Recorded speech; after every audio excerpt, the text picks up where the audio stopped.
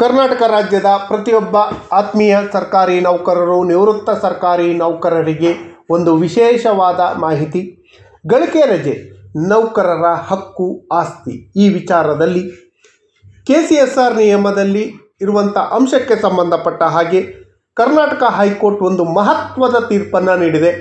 ಸರ್ಕಾರಿ ನೌಕರರ ಗಳಿಕೆ ರಜೆ, ಅರ್ನಿಂಗ್ ಲೀವ್ ವಿಚಾರದಲ್ಲಿ ಒಂದು ವಿಶೇಷವಾದ ತೀರ್ಪನ್ನು ನೀಡಿದೆ. ಆ ತೀರ್ಪು ಏನು, ಇದರಿಂದ ಸರ್ಕಾರಿ ನೌಕರರಿಗಾಗುವಂಥ ಲಾಭಗಳೇನು, ಗಳಿಕೆ ರಜೆ ನೌಕರರ ಹಕ್ಕು, ಆಸ್ತಿ ಅನ್ನೋದ್ರ ಬಗ್ಗೆ ಭಾರತ ಸಂವಿಧಾನದಲ್ಲಿ ಯಾವ ನಿಯಮದಲ್ಲಿ ಹೇಳಿದೆ, ಹೈಕೋರ್ಟ್ ನೀಡಿರುವ ತೀರ್ಪಿನ ಬಗ್ಗೆ ವಿವರವಾದ ಮಾಹಿತಿಯನ್ನು ತಮ್ಮ ಮುಂದೆ ಶೇರ್ ಮಾಡ್ತೀನಿ.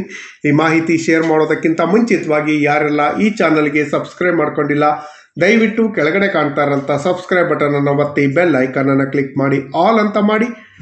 ನೀವು ಫೇಸ್ ಮಾಡ್ತಾ ಇರೋಂಥ ಎಲ್ಲ ಪ್ರಾಬ್ಲಮ್ಗಳನ್ನು ಲೀಗಲ್ ಆಗಿ ಸಾಲ್ವ್ ಮಾಡ್ಕೊಳ್ಳೋಕ್ಕಿರೋಂಥ ಉತ್ತಮ ವೇದಿಕೆಯಾದ ಸರ್ಕಾರಿ ನೌಕರ ಮಿತ್ರ ಯೂಟ್ಯೂಬ್ ಚಾನಲ್ಗೆ ಜಾಯ್ನ್ ಆಗಿ. ಸ್ನೇಹಿತರೆ, ಸರ್ಕಾರಿ ನೌಕರರಿಗೆ ಇರುವಂತಹ ಗಳಿಕೆ ರಜೆ ನೌಕರರ ಹಕ್ಕು, ಅದು ಆಸ್ತಿ. ಇದಕ್ಕೆ ಸಂವಿಧಾನದ ರಕ್ಷಣೆ ಇದೆ ಅನ್ನೋದ್ರ ಬಗ್ಗೆ ಹೈಕೋರ್ಟ್ ನೀಡಿರುವ ಒಂದು ಐತಿಹಾಸಿಕ ತೀರ್ಪಿನ ಬಗ್ಗೆ ತಿಳಿಯೋಣ ಬನ್ನಿ.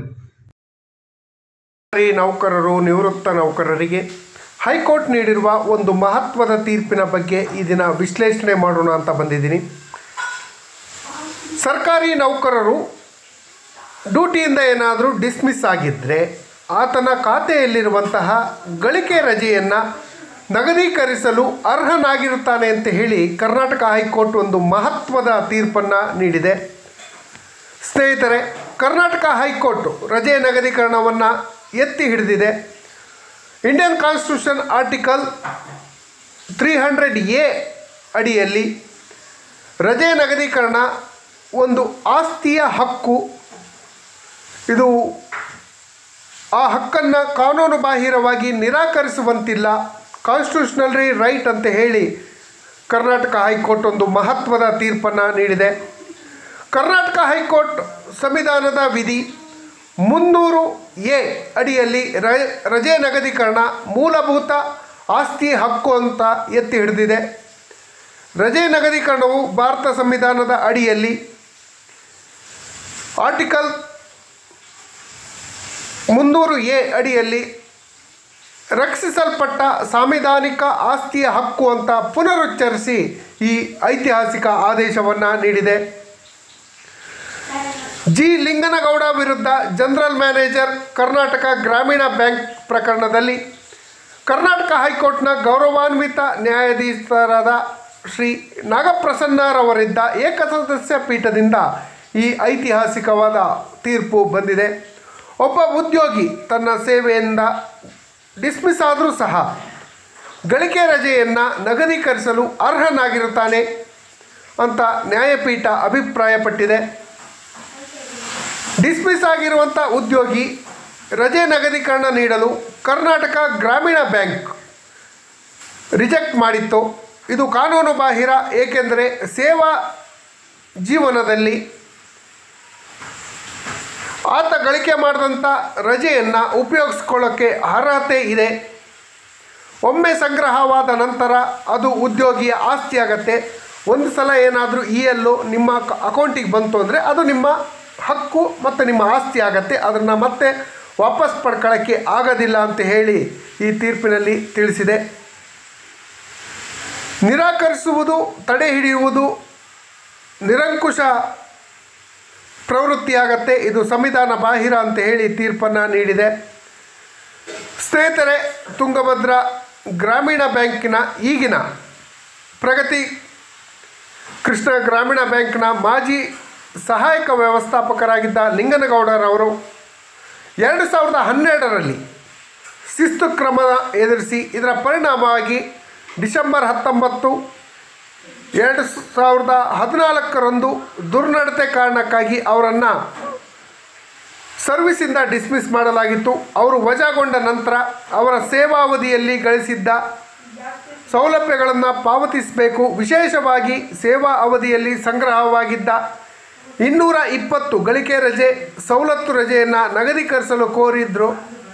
ಆದರೆ ಬ್ಯಾಂಕಿನ ಅಧಿಕಾರಿಗಳು ವಿನಂತಿಯನ್ನು ರಿಜೆಕ್ಟ್ ಮಾಡಿ ಕೊಡಕ್ಕೆ ಬರೋದಿಲ್ಲ ಅಂತ ಹೇಳಿದರು.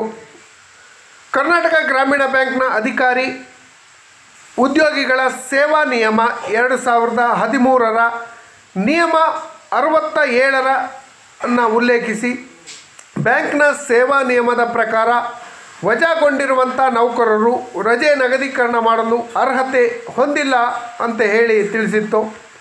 ಬ್ಯಾಂಕ್ನ ಆದೇಶದಿಂದ ಬಾಧಿತರಾದಂತಹ ಅರ್ಜಿದಾರರಾದ ಜಿ ಲಿಂಗನಗೌಡರವರು ಕರ್ನಾಟಕ ಹೈಕೋರ್ಟ್ನಲ್ಲಿ ಅರ್ಜಿ ಸಲ್ಲಿಸಿ ಗಳಿಕೆ ರಜೆ ನಿಗದೀಕರಣದ ನಿರಾಕರಣೆಯನ್ನು ಪ್ರಶ್ನಿಸಿದರು. ರಜೆ ನಿಗದೀಕರಣವು ಕಾನೂನುಬದ್ಧ ಹಕ್ಕಾಗಿದೆ, ಅದನ್ನು ನಿರಂಕುಶವಾಗಿ ರಿಜೆಕ್ಟ್ ಮಾಡೋ ಹಾಗಿಲ್ಲ ಅಂತೇಳಿ ವಾದವನ್ನು ಮಾಡಿದರು. ರಿಟ್ ಅರ್ಜಿ ಸಂಖ್ಯೆ 1347/2016ರಲ್ಲಿ ಬಾಂಬೆ ಹೈಕೋರ್ಟ್ನ ಪೂರ್ವ ನಿರ್ದೇಶನವನ್ನು ಉಲ್ಲೇಖಿಸಿ ರಜೆ ನಿಗದೀಕರಣ ಸೇರಿದಂತೆ ಸೇವಾ ಜೀವನದಲ್ಲಿ ಅರ್ಪಿಸಿದ ಸೌಲಭ್ಯಗಳನ್ನು ಸಂರಕ್ಷಿತ ಆಸ್ತಿಗಳಾಗತ್ತೆ ಅಂತ ಹೇಳಿ ವಾದ ಮಾಡಿದರು. ಮತ್ತೊಂದೆಡೆ ಏನು ಬ್ಯಾಂಕಿನ ವಕೀಲರು ಬ್ಯಾಂಕ್ನ ನಿರ್ಧಾರವನ್ನು ಸಮರ್ಥಿಸಿಕೊಂಡು ಸೇವೆಯಲ್ಲಿದ್ದಾಗ ಅವರ ಗಳಿಕೆ ರಜೆ ಸವಲತ್ತುಗಳು ನಿಗದೀಕರಣಕ್ಕೆ ಅರ್ಹರಾಗಿರ್ತಾರೆ, ಆದರೆ ಸೇವೆಯಿಂದ ವಜಾಗೊಂಡಾಗ ಅರ್ಹರಾಗಿರುವುದಿಲ್ಲ. ಇದು ನಿಯಮ 67ರ ಸ್ಪಷ್ಟ ಉಲ್ಲಂಘನೆ ಆಗತ್ತೆ ಅಂತ ಹೇಳಿ ಹೈಕೋರ್ಟ್ನಲ್ಲಿ ಮನವಿಯನ್ನು ಮಾಡ್ಕೊಂಡಿದ್ರು. ಲಿಂಗನಗೌಡರವರ ದುರ್ನಡತೆ ಕಾರಣಕ್ಕೆ ವಜಾಗೊಂಡಿರುವುದರಿಂದ ಬ್ಯಾಂಕಿನ ನಿಯಮಗಳ ಪ್ರಕಾರ ಅವರು ಸೌಲಭ್ಯಗಳಿಗೆ ಅನರ್ಹರು ಅಂತೇಳಿ ವಾದವನ್ನು ಮಂಡಿಸಿದರು. ಉಭಯತರರ ವಾದವನ್ನು ಆಲಿಸಿದ ಗೌರವಾನ್ವಿತ ನ್ಯಾಯಮೂರ್ತಿಗಳಾದ ಶ್ರೀ ಎಂ ನಾಗಪ್ರಸನ್ನರವರು ಅನ್ವಯವಾಗುವ ನಿಯಮಗಳು ಹಾಗೂ ಇಂದಿನ ನ್ಯಾಯಾಂಗದ ತೀರ್ಪುಗಳು ಹಾಗೂ ಹಿಂದಿನ ನ್ಯಾಯಾಂಗದ ತೀರ್ಪುಗಳನ್ನು ಪರಿಶೀಲಿಸಿ ಸೇವಾ ನಿಯಮದ 61 ನೌಕರನಿಗೆ ಕರ್ತವ್ಯ ಪೂರ್ಣಗೊಂಡ ನಂತರ ಯಾವುದೇ ಒಬ್ಬ ಸರ್ಕಾರಿ ನೌಕರರು ಅಥವಾ ಇತರೆ ನೌಕರರಿರ್ಬೋದು, ಪ್ರತಿ 11 ದಿನಕ್ಕೆ ಸೇವೆಯನ್ನು ಪೂರ್ಣಗೊಳಿಸಿದ ನಂತರ ಒಂದು ರಜೆ ಸೌಲಭ್ಯವನ್ನು ಒದಗಿಸುತ್ತೆ. ನಿಯಮ 67ರಲ್ಲಿ ನಿವೃತ್ತಿ ಹಾಗೂ ವಜಾಗೊಂಡಿರುವವರು ಸೇರಿದಂತೆ ಹಲವು ಸಂದರ್ಭಗಳಲ್ಲಿ ರಜೆ ಅವಧಿ ಮುಗಿಯುವವರೆಗೆ ವ್ಯವಹರಿಸತಕ್ಕದ್ದು, ಆದರೆ ನಿರ್ದಿಷ್ಟವಾಗಿ ವಜಾಗೊಳಿಸುವಿಕೆ ಒಳಗೊಂಡಿರುವುದಿಲ್ಲ. ದತ್ತಾರಾಮ್ ಆತ್ಮಾರಾಮ್ ಸಾವಂತ್ ವಿರುದ್ಧ ವಿದರ್ಭ ಕೊಂಕಣ ಗ್ರಾಮೀಣ ಬ್ಯಾಂಕ್ನ ಪ್ರಕರಣವನ್ನು ಉಲ್ಲೇಖಿಸಿ ನ್ಯಾಯಾಲಯವು ಗಳಿಕೆ ರಜೆ ಸವಲತ್ತು ರಜೆ ನಿಗದೀಕರಣವು ಆಸ್ತಿಯ ಹಕ್ಕು ಅಂತ ಪುನರುಚ್ಚರಿಸಿದೆ. ರಜೆ ನಿಗದೀಕರಣವು ಸಂಬಳಕ್ಕೆ ಹೋಲಿಕೆ ಆಗತ್ತೆ, ಅದು ಆಸ್ತಿ ಆಗತ್ತೆ. ಯಾವುದೇ ಮಾನ್ಯ ಶಾಸನಬದ್ಧ ನಿಬಂಧನೆಗಳಿಲ್ಲದೆ ವ್ಯಕ್ತಿಯ ಆಸ್ತಿಯನ್ನು ಕಸಿದುಕೊಳ್ಳುವುದು ಭಾರತದ ಸಂವಿಧಾನದ ವಿಧಿ 300A ವಿಧಿಯ ಸ್ಪಷ್ಟವಾದ ಉಲ್ಲಂಘನೆ. ಕಾನೂನುಬದ್ಧ ಅಧಿಕಾರವಿಲ್ಲದ ಯಾವುದೇ ವ್ಯಕ್ತಿಯನ್ನು ಅವರ ಆಸ್ತಿಯಿಂದ ವಂಚಿತಗೊಳಿಸಲು ಸಾಧ್ಯವಿಲ್ಲ ಅಂತ ಹೇಳಿ ತಿಳಿಸಿದೆ. ಸಂವಿಧಾನದ 300A ವಿಧಿಯ ಆದೇಶವನ್ನು ಉಚ್ಚ ನ್ಯಾಯಾಲಯ ಒತ್ತಿ ಹೇಳಿದೆ. ರಜೆ ನಿಗದೀಕರಣ ಉದ್ಯೋಗಿ ಗಳಿಸಿದ ಪ್ರಯೋಜನದ ಭಾಗವಾಗಿದೆ. ರಜೆಯು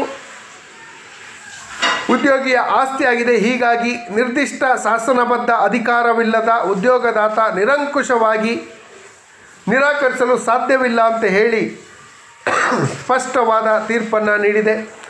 ರಜೆ ನಿಗದೀಕರಣ ನಿರಾಕರಣೆ ಮಾಡಿದ ಬ್ಯಾಂಕ್ನ ಆದೇಶವನ್ನು ಹೈಕೋರ್ಟ್ ರದ್ದುಪಡಿಸಿ ಲಿಂಗನಗೌಡರವರ ಖಾತೆಯಲ್ಲಿದ್ದ 220 ರಜೆಗಳನ್ನು ನಗದೀಕರಿಸಲು ರಿಟ್ ಅರ್ಜಿದಾರರಿಗೆ ಕೊಡಬೇಕು ಅಂತೇಳಿ ನಿರ್ದೇಶನ ನೀಡಿದೆ.